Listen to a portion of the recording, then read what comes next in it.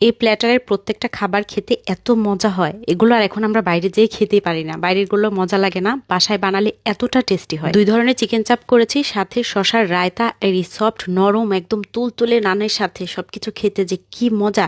প্রত্যেকটা জিনিস মিলিয়ে দারুণ একটা কম্বো। আজকের ভিডিওটা দেখে রাখেন, ইনশাল্লাহ অনেক ভালো লাগবে এবং খুবই কাজে আসবে। আর রেসিপিটা টাইমলাইনে শেয়ার করে রেখে দিবেন যেন বানানোর আগে আবারও টুক করে দেখে নিতে পারেন। যে কোনো মুরগি দিয়ে এটা করা যাবে। আমি আজকে সোনালী মুরগি নিয়েছি, একটা মুরগি কেটে ধুয়ে তারপর পরিষ্কার করে নিয়েছি। মুরগিটাকে 4 পিস করে নিয়েছি, একটা পলি ব্যাগের মধ্যে ভরে হালকা একটু থেতলে নিয়েছি, অনেক বেশি না, একদম হাড়গোড় গুঁড়া গুঁড়া করি নাই, হালকা একটু ছেঁচে নিয়েছি। তারপর আবারও একটু ধুয়ে নিয়ে একটা পাত্রের মধ্যে নিয়ে নিয়েছি। দিলাম হচ্ছে 1 ফালি লেবুর রস। 4 পিস মুরগির জন্য 4 চা চামচ টক দই, 2 চা চামচ করে দিচ্ছি আদা আর রসুনের পেস্ট, আধা চা চামচ দিচ্ছি হলুদের গুঁড়া, মরিচের গুঁড়া দিচ্ছি 1 চা চামচ, জিরা আর ধনিয়ার গুঁড়াও আমি দিচ্ছি এখানে 1.25 চা চামচ করে হবে, আধা চা চামচ দিয়ে দিচ্ছি গরম মশলার গুঁড়া। আর এর সাথে সাথে আমি দিব কাবাব মশলা বা তান্দুরি মশলা বা শাহি গরম মশলা, যেটাই ঘরে থাকুক না কেন। শাহি গরম মশলা থাকলে 1 চা চামচ দিলেই হবে। আমি যেহেতু কাবাবের মশলা নিয়েছি 2 চা চামচ নিয়ে নিলাম। সাথে সামান্য একটু সয়া সস দিচ্ছি, আর দিচ্ছি হচ্ছে একটু বেস্টের চিলি সস। এই সসটা অপশনাল, চাইলে টমেটো সসও দেওয়া যাবে, আবার না দিলেও সমস্যা নেই। স্বাদ মতো লবণ দিয়ে দিয়েছি, আর রংটা যেন একটু সুন্দর আসে এই জন্য কাশ্মীরি রেড চিলি পাউডারটা দিয়ে দিলাম। এটা যদি ঘরে না থাকে অবশ্যই দেওয়ার দরকার নেই, এটা সম্পূর্ণই অপশনাল, একটু কালার সুন্দর করার জন্য দিয়েছি। এখন সবকিছুকে মেখে তারপর ঘন্টাখানেকের মতো মেরিনেট করে রাখবো।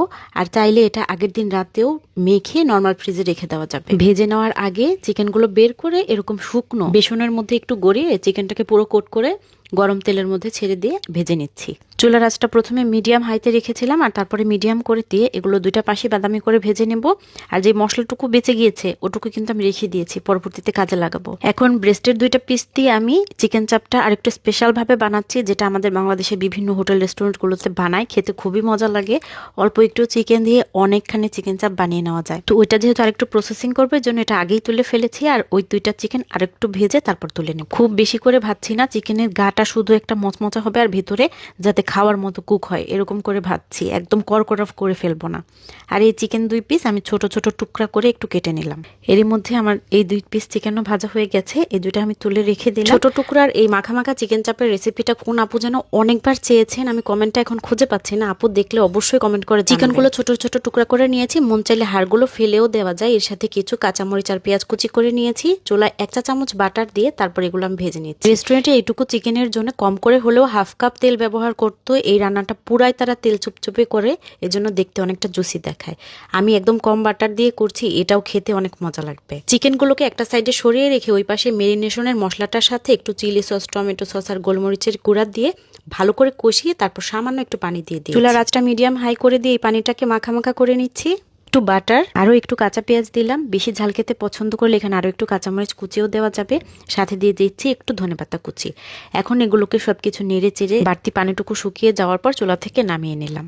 এই চিকেন চাপটা পরে যে প্রসেসিং করেছি এটা খেতেও অনেক মজা, আর এটা ছাড়া এমনিতে প্রথম যে চাপটা করে দেখিয়েছি ওইভাবে খেতেও নানের সাথে ভীষণ ভালো লাগে। চিকেন চাপটা বানাতে বানাতে আমি এখানে গার্লিক নানও বানিয়ে নিয়েছি। এটা যে কি মজা, বাচ্চা থেকে বড় সবাই এই নানটা খেতে এত পছন্দ করে। নানের রেসিপি লাগলে অবশ্যই বলবেন, দেওয়ার চেষ্টা করবো ইনশাল্লাহ। আর শশার রায়তার রেসিপি তো আমি অনেকবার দিয়েছি, তারপরেও যদি লাগে ইনশাল্লাহ পরের ভিডিওতে দেওয়ার চেষ্টা করব। ভীষণ নরম তুলতুলে সফট, আর এই চিকেন চাপটার সাথে একটু শশার রায়তা মিক্স করে নিয়ে একসাথে খেতে যে কতটা মজাদার, মুখে দিলে মনে হচ্ছে বিশাল মজার ব্যাপার, এত ভালো লাগছে খেতে। কথা বলতে পারছি না, আজকে চলে যাচ্ছি মজার মজার রান্নার একদম সহজ রেসিপি দেখার জন্য। পেজ ফলো দিয়ে রাখুন। আসসালামু আলাইকুম।